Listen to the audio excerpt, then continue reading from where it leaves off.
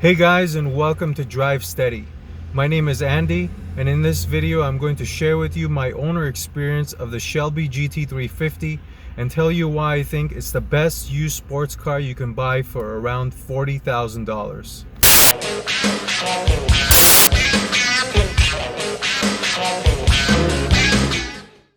So on to the car's details now. This is a 2017 Ford Mustang Shelby GT350. The exterior color is called Avalanche Gray, and it's got black over-the-top racing stripes. The Avalanche Gray, in my opinion, provides a subtle yet aggressive look on the GT350, as it was the top choice for me when picking a color. The interior is fitted with the Milko suede Recaro seats that come as a part of the electronic package, which adds the 8-inch center stack screen amongst many other things. Altogether, the MSRP of this car was $60,895. So that's a slight overview of this car, and I'm not going to go into a lot of details about the GT350 as it's been out for several years and many people know about it already. But I wanted to go a little bit into the buying experience for me related to this car.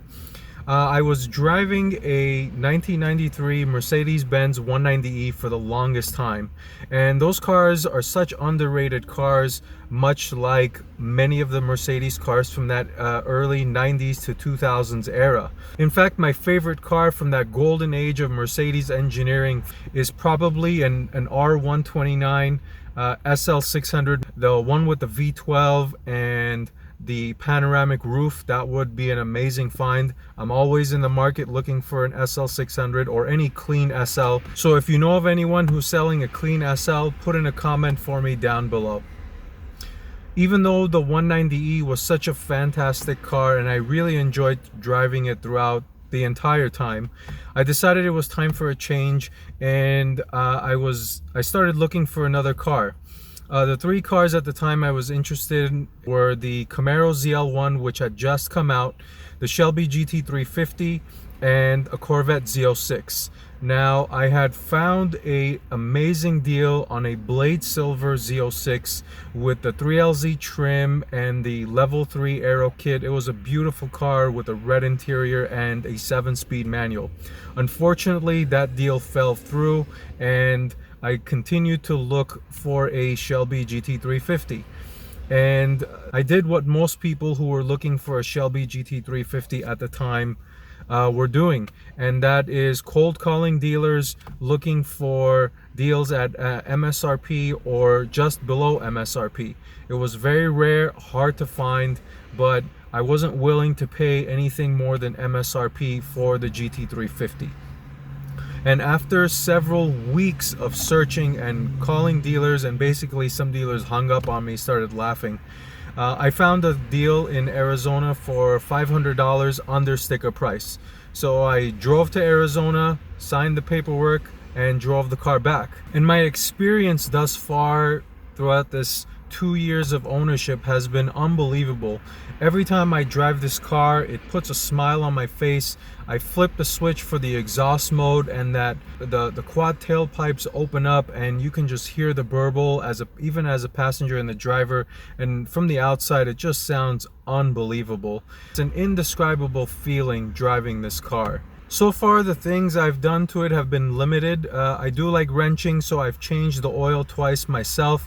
I've also topped off some of the coolant, some minor things. Probably the biggest thing I've done is change the air filter that comes with the car to the blue Ford Performance air filter. As a helpful tip for you guys out there with Shelby GT350s, when the time comes around for you to change your oil, I highly recommend buying your oil from Rock Auto. They sell them for around $80 for the entire kit. That includes the oil filter as well, and it's a big price savings compared to some of the other online retailers. They sell them for almost double the price at $150. So now jumping into more of the details on the ownership of the Shelby GT350, and like I said, it's been a great car throughout my entire ownership these past 2 years. But if I really had to nitpick, these are some of the things that I would complain about or Ford should have done a better job with. First is the Alcantara on the steering wheel, or just in the interior in general. Being that the interior is mostly covered in Alcantara, it wears pretty much terribly. I've done my best job to keep it looking decent, but it doesn't look as good as it did originally. On the flip side, the seats haven't been that bad, probably because my greasy hands aren't touching them every time I drive the car. Next is the gas mileage sucks. I mean, it's really bad. I typically see between 11 and 13 miles per gallon. I can only think of 2 times when I've driven over 200 miles in one tank. Once was when I was driving back from Arizona, and the other was where I was driving a bunch of highway miles on a certain trip. So unless you're going to be doing a lot of highway miles, this thing basically drinks gas. Another complaint I have is that the GT350 tram lines. So basically what this is if you're not aware of it, is due to the imperfections of the road, the tires will pick up those imperfections and kind of sway your steering wheel to either direction. It's not as bad as it sounds. However, you just need to be conscious when you're driving it and autocorrect if that situation arrives. The next item is that I didn't end up using Apple CarPlay and Android Auto as much as I thought I would. This is more of an observation versus a complaint because the radio works just fine. The Ford Sync through Microsoft is an ample system, and I get all my text messages and phone calls through it, and it works great. Therefore, the need for me to use Apple CarPlay and Android Auto has gone down significantly. The next complaint I've got is related to the shifter and the rattling noise that it has started to make more recently. After researching, I found out this is a pretty common problem and there is a fix for it. However, these things are very minor. All of these complaints I'm talking about are very minor, and therefore the time spent versus the value received back is so low. It's almost like I need to convince myself that it's worth my time to go through and fix some of these things. And finally, the last complaint that I've got is basically resulting in the GT350 owner's honor badge, and that is the windshield wiper mark. If you're not aware of what this means, this happens if you lift your windshield wiper too quickly, for example when you're driving or cleaning your windshield at a gas station. It's such a terrible design by Ford, and Ford even goes into detail in the owner's manual explaining that if you lift your windshield wiper too fast, you may damage the paint on your hood, which is basically what happened to me. But it's such a bad design. It's a common problem for all GT350s. Now that I've listed all the complaints for the GT350, you're wondering to yourself, why the heck would I buy this car? So let me tell you why. The exhaust sounds unbelievable.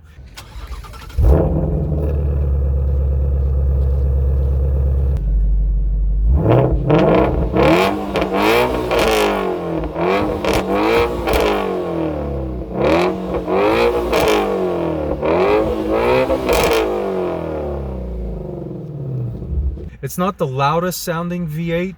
I think I would give that more for the Z06 and the ZR1. I feel like those things sound a lot louder.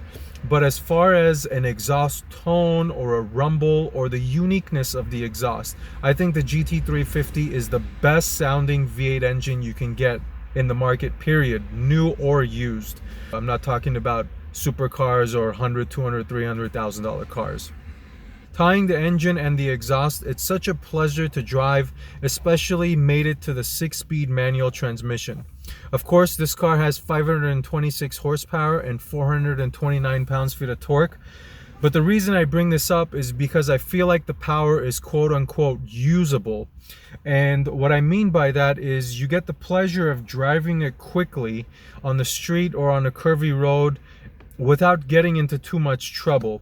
I think in today's age of huge horsepower cars like the Dodge Demon and the Hellcat and the GT500 that's about to come out, people forget that those 700 horsepower cars are not any faster than a typical 4-door sedan in daily driving situations. One of the reasons why the Mazda Miata is widely recognized as such a fantastic driver's car is because you're able to do that. You're able to step on it, rev it out all the way, and not get into a lot of trouble. Enjoy it on a day-to-day basis. It gives you all the pleasure that you want without getting into too much trouble. Next is the general maintenance. It's easy to maintain and it's not that expensive early on. Ford recommends that you change the oil every year or 10,000 miles, whichever one comes first. And like I said, those oil changes have only cost me about $80 and maybe an hour's worth of labor. One of the recommended items I did was swap out the paper filter for the blue performance filter. I believe that blue performance filter is about $80, and the reason why it's so recommended is because the paper filter gets dirty very quickly, and the blue performance filter you can use forever because you can clean it, it's reusable, you don't have to swap it out like the paper filter. The next thing is related to the aftermarket. This being a Mustang, all of the Mustang aftermarket items apply to the Shelby GT350. In addition to the fact that there is a wide range of aftermarket exhausts that are available on the GT350. You can even go low budget, go to a local muffler shop, cut out your cats, put a straight pipe exhaust in it, and boom, you've got a GT350R like exhaust setup. The next thing that's wonderful are these Recaro seats, and they're surprisingly comfortable. I remember driving the car back from the dealer and it was so comfortable the entire way. I didn't feel numb or feel the need to stop the car and get out and stretch. They also wore pretty well. Typically with the leather seats, you can see the sidewalls and the bolsters starting to wear, but the Recaros have held up pretty well. Now let's talk about the pricing.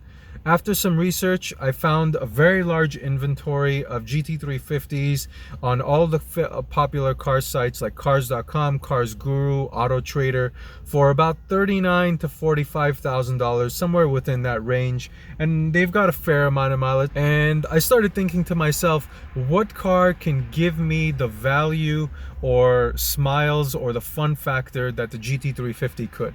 I started thinking about it, and the best car that I could come up with was the C7 Stingray. This is the base model, not the Grand Sport, as those go higher in the price bracket. The C7 is a true sports car. It's super fast and it looks great.